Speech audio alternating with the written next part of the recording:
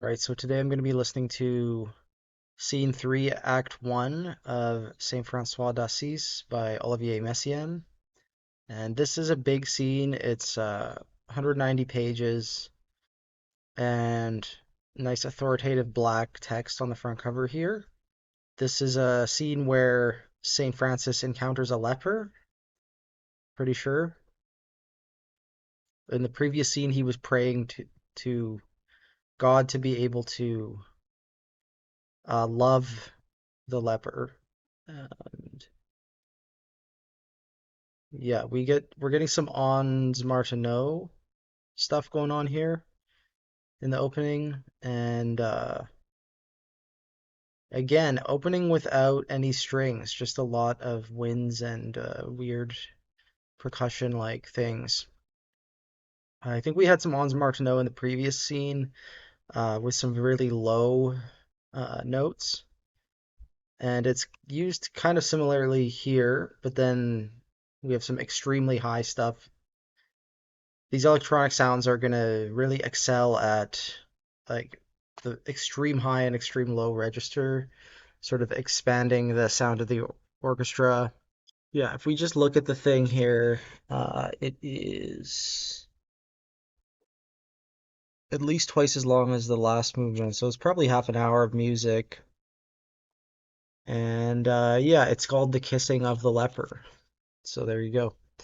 Um, as always, the link to the recordings in the video description today. I'll let you know in a little while my thoughts on this movement and on Act 1 as a whole. Okay, so as a conclusion to this act, I think this is a really nice scene. I didn't realize until we were into it that St. Francis actually cures the leper of their leprosy. And this is also a scene that features the angel, the only female voice role in the opera, and it's that moment is really nice. I think the Ons Martineau are sort of used to hint at this otherworldly, supernatural kind of thing that's happening in the scene, and it definitely has like a couple short little themes and ideas that are a bit more like on the giddy or like demented side, like very hyper Lydian kind of sounding things, which reminded me of the Tarangalila Symphony. And this is like, so the other two scenes so far have had sort of a collage aesthetic. Like there's five or six ideas that just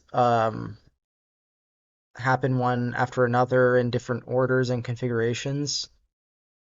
This is like that, but even more extreme. Like especially towards the ending, it's you just get like all these themes coming back, like, and they sound exactly the same way every time you hear them. They may be the harmony may be more fleshed out or thicker, but it's like nothing is comes in on at a different transposition level or anything. It's just like straight collage and repetition, and it does feel a little bit like made for the page, like a little bit kind of neat and tidy and organized, and maybe not as natural as it could sound.